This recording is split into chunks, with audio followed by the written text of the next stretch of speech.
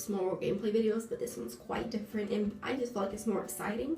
I previously got my belly button pierced 4 weeks ago, so I saw a lot of other videos on how to clean it, and a lot of videos that really were explaining it, but they didn't explain it thoroughly. And me, I don't know about you, but when I'm on YouTube and I'm searching up ways to do things, I want it explained just 100% thorough.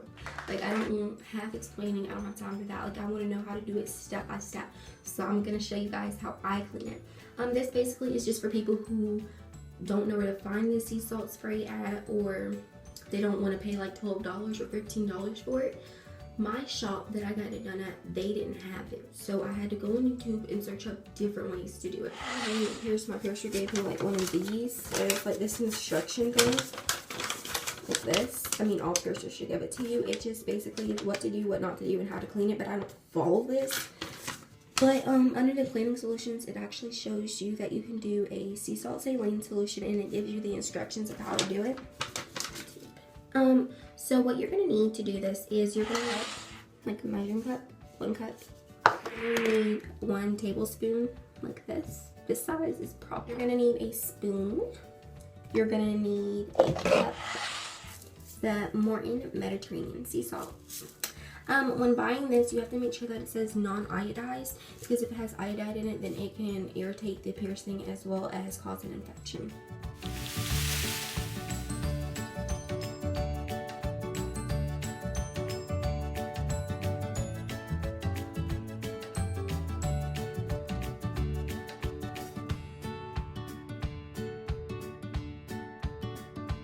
Other than that, you're going to put here.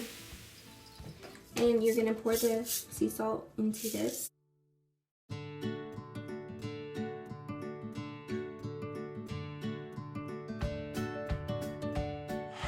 then what you're going to do is make sure that everything's clean before using it.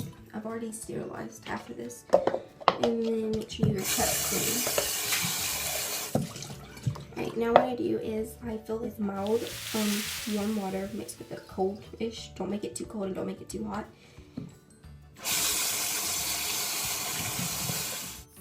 Normally what I would do after filling my cup with warm mild water, I would then place it into my cup and put it over my belly button for 15 minutes, but this time I will be using a spray bottle, which was $1 at the dollar store. If you are choosing to do the spray bottle technique instead of the cup technique, then you would make sure you pour all of the water into the spray bottle. Make sure you don't miss it, because you want to make sure you have at least 1 cup inside of the entire bottle. This way it'll last you longer. After doing that, you would then take the sea salt and make sure you pour the entire thing into the bottle. Once again, be careful, because you want to make sure all of the sea salt is inside of the bottle and not in the sink. I know, it sounds crazy, but this way, you will make sure that you're getting the full cleaning that you actually need while cleaning your navel piercing. Once doing that, make sure you have shaken up the spray bottle so that all the sea salt has dissolved. If you're doing the shot glass or the cup, make sure you have stirred that up thoroughly, because the extra sea salt left over could possibly be in the inside of your belly button or on the navel piercing itself, and no one wants that, because it can lead to irritation and or infection. And at the end of the day, we're trying to be cute, not have an infection on our belly button at all, and that's just the head. Now this part is where you're doing the shake it up dance. And I call it that because you're shaking up the sea salt and trying to make sure that it's dissolved. If you're using the spoon, you can do the same exact thing.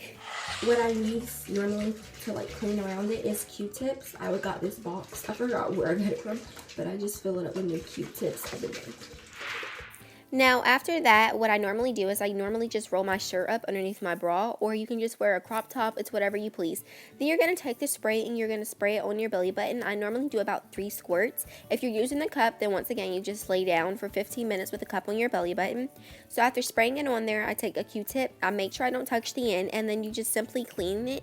And you have to make sure you're getting on the belly button itself as well as the piercing, because you don't want for anything to still be on there. As for the crust, because I've already started getting crust on my piercing, and that means that it's healing. You want to make sure you get all of that, because if you leave it on the piercing itself, it will cause an infection.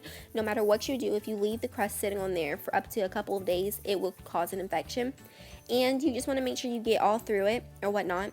And then what I normally do after that is I normally get another Q-tip, and then I just make sure that I dry it off, because you don't want to leave any excess water left on it, because that can also lead to an infection and cause irritation. And like I said before, we're not trying to get an infection. We're trying to keep our stomachs looking good with our piercing.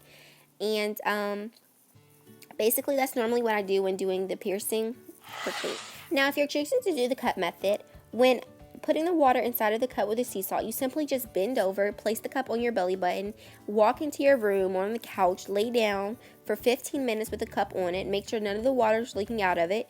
Don't touch it while it's sitting on there because it's happened to me and it's caused all the water to follow me and it was really cold. And basically that's all you have to do when doing the cup. And then if you do it twice a day, you should not get any infections. So make sure you do that. If you choose not to do that, then you can do the spray bottle technique I showed you, which gives you the opportunity to take it with you in public places so you can spray it. And I hope you guys enjoyed my video. Thank you for watching once again. And if you have any comments or any questions about it, make sure you can comment below and I'll be sure to help you as much as I can. Thank you guys once again for watching. Bye.